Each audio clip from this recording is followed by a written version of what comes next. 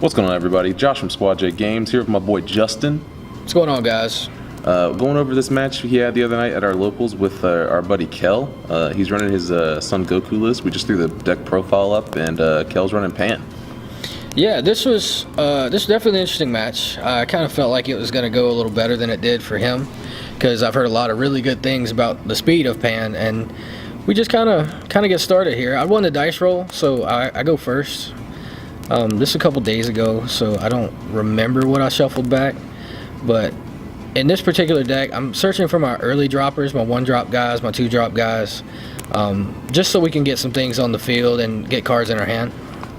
I was really interested in this matchup just because I rushed to build Pan. I've been talking about Pan since before the set dropped, and I was sitting with Kel as he built it, and we had some definite issues on certain cards that we wanted to include, so I was really interested to see how his version panned out. No pun intended against yours. That was pretty awesome. So with this matchup, when we start out, Son Goku, again, his ability, you don't want to charge an energy. You activate his ability, you drop a card from your hand, and you take 2 life and you play them as energy.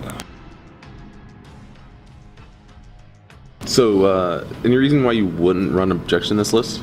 In this, it has built-in ramps, so you don't really need the objection. As you see, turn 1, I have 2 energy. He's going to play 1 energy. He's going to play a couple of cards. He's probably going to attack me. And then I'm just going to get a 3rd energy out, and it kind of takes off from there. Because on turn 2 is when you can drop your Kabas, and Kabas lead into all other shenanigans. So does this deck play pretty well on curve? Like, what are your early decisions here?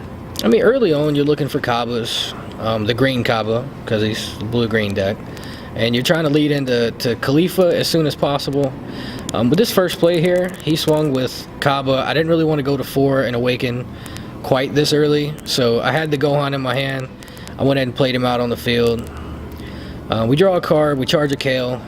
I believe I had the 2nd Kale in my hand at this point, and another Kaba. So we look at the top 10, and we're looking for Khalifa or Kale.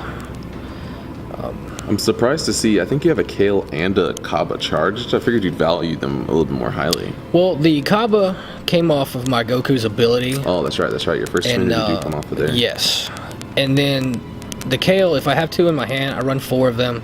So if I need, I'm pretty sure I charged it because it was the only other green card in my hand. Right. Just to get the 2 energy. So, I mean, you look how quickly my board kind of exploded here. That's actually insane. We have a Gohan, a Kaba, and a Khalifa out. I'm currently at 5 life. And you have to take the hit with Khalifa. Yes, when you play Khalifa, as soon as she hits the field, you take 1 life.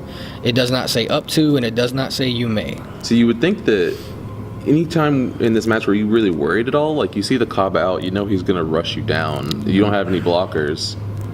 Well, again, there's a handful of things in this deck that let you survive on defense, like Senzu Beans, the Gohans that come into play when you combo with them. And I do run the 3 Whis Coercions. So, I mean, I felt pretty safe. I mean, I left all my battle cards up because I didn't want to try and awaken him early, give him any extra cards in his hand. So, here we had a slight interruption.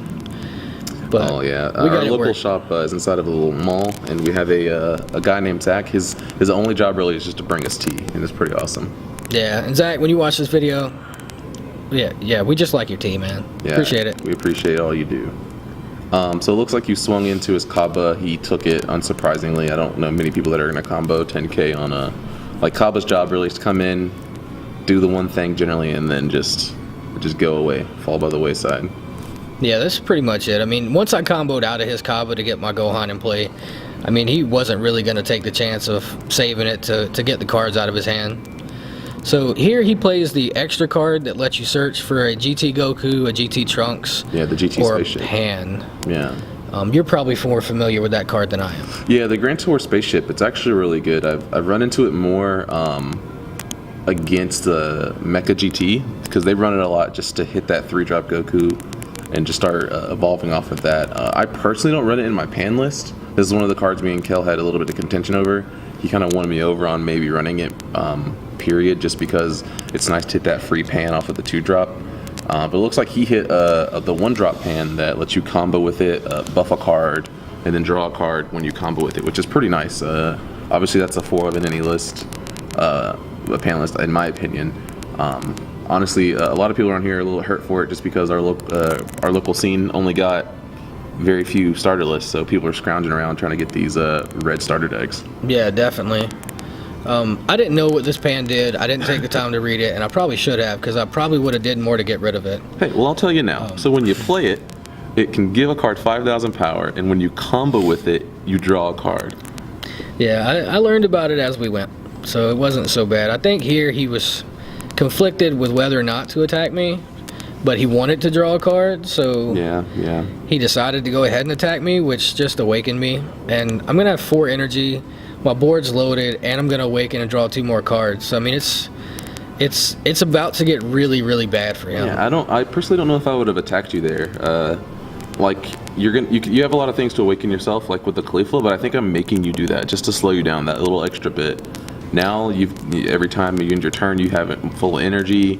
You know, he's 5,000 down on every attack. I really don't think I would do that. In this situation, it kind of put him at a big disadvantage because his deck is meant to be aggressive with Pan. Like, right. Pan is something that you got to come at me from turn 1, and it really didn't happen for him here. So I went ahead and played another Kaba. So with this Kaba, you search the top 10 again. He also reduces the specified cost of Kales and Khalifas by 1. So as of right now, I can play a Kale for 2 energy.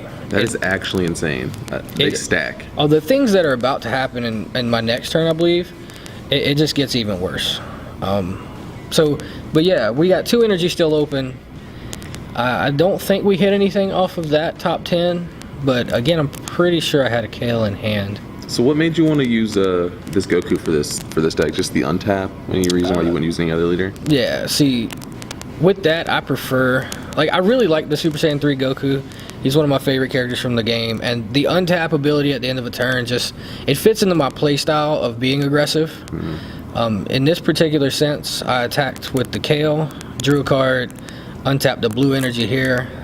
Yeah, when you played the Kale, I was looking for you to pop a card, and I realized Khalifa just protects your whole board from her abilities. With Khalifa out, it does protect my whole board.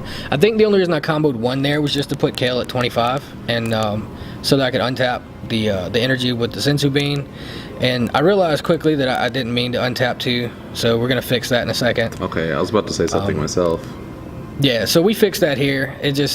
I was excited about the play, and here we Honestly, are. Just looking at the board state, this is just oppressive. You've got 2 Kabas. You're probably not going to attack with them, obviously, but you could if you want. See, there comes the second Kale on the same turn. Jeez. And I swing for crit again. I draw a card because I have 5 or less in hand.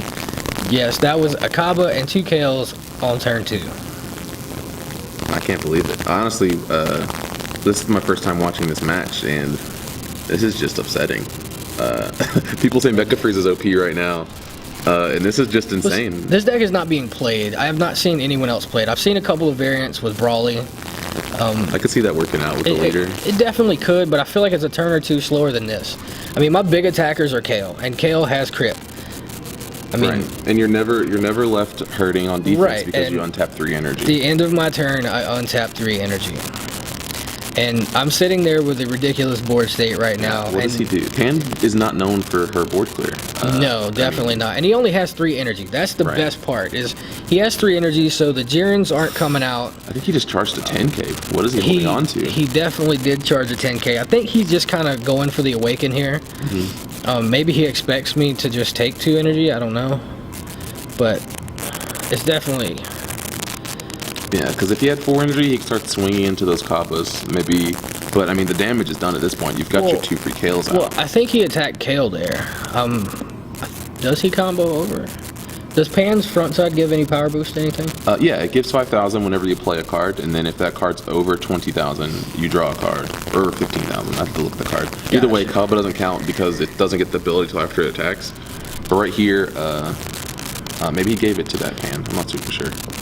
Okay, he just awakens. There we go. Yeah, he used the Kaba to get his awaken on. Yeah. And he's got the other Pan out, so he's buffed his leader, it looks like. Yeah, he's trying to do a little bit of something here. But I mean, honestly, at this point, with my board state, Yeah, what's he like? Because he's only got 3 cards in hand. Yeah, he would need So- next turn to get Jiren out, start swinging at your cards Well, see, the problem with that is right now I'm drawing 3 cards on my turn, every turn, because of the Kales. because of the 2 Kales. Because my hand is, I keep my hand around 4 at this point.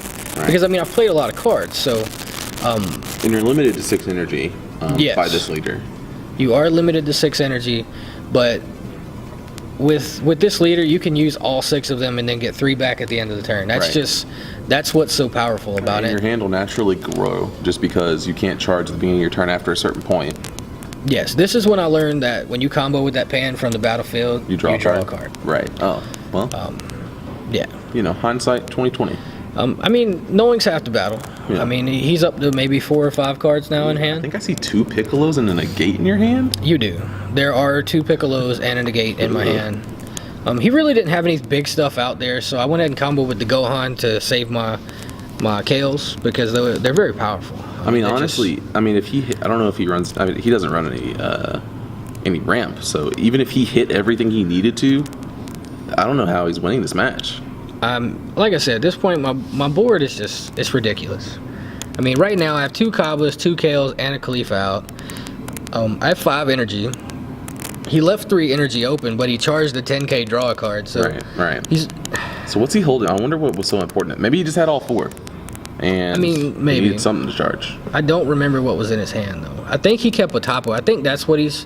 Topo. I think that's what's coming. Right. Because I remember him playing one of them. Yeah, that's a Negate. He could maybe also run the other Negate. Here, I didn't charge an energy. I wanted to keep the cards in my hand, and I didn't feel that I needed more than 4. Right. Do you remember if you're swinging at the Cabra or the leader? I'm pretty sure I swung at the leader here just to try and get some cards out of his hand. Right. Because if I hit him here, it's a crit. Right. So exactly. it's either going to take cards from his life to the drop area or from his hand to the drop area via combo. So, and it looks like he's comboing with, drops he's the bringing Topo. out the Topo, yeah. That's that new set 3 Topo. If you or your opponent's over 15,000 on their leader, it reduces the cost by 2, and you can play him as a Negate, which is pretty awesome. Yes.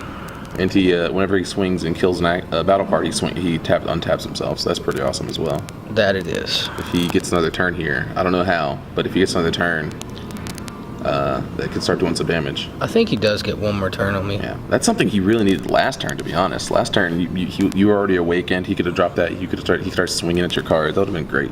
Well, he only had 3 energy still. So all of this that has happened, he only has 3 energy. Right. So here I play the big combo with my trunks that I was telling you guys about, where when you play them with Overwhelm, you put a battle card from your discard into your hand. That's the new Overarm Trunks? That is the new Overwhelm Trunks. Yeah. So I grabbed the untap. Looks like I grabbed the untapped Trunks there.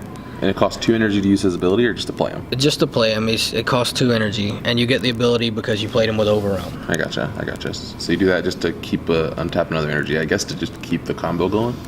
I think I had another one in my hand, so I wanted both of them so I could play. Right. I'm pretty sure another Kappa comes out in just a second. That's just ridiculous.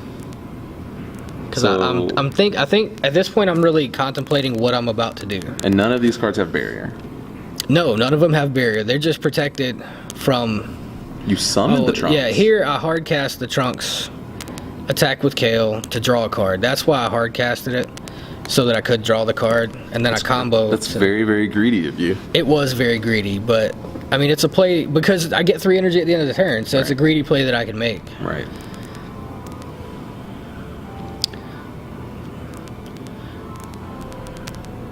Looks like he's just adjusting the topo. Yeah, I forget what he was talking about here. Oh, he was comboing. That's what he was doing. He was playing the Goku that negates an attack. I gotcha.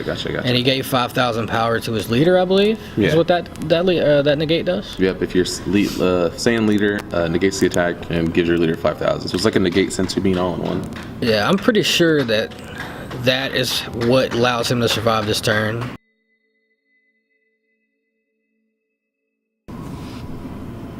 Yeah, that new negate's actually pretty awesome. I'm a big fan of it. Flying Nimbus is actually my favorite new negate.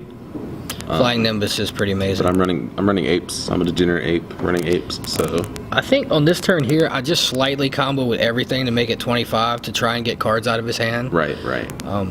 Here I used the Beerus to put that at 25, and then the Trunks. I think here I was trying to get him to 1 life. Right, just to whittle him down, just to make it a little bit easier. Or no. Here I was trying to get him to 3 life so that I could come at him with the Trunks for the kill. I got you. Because I'm pretty sure I have 2 Piccolos in my hand. Is the Trunks triple strike?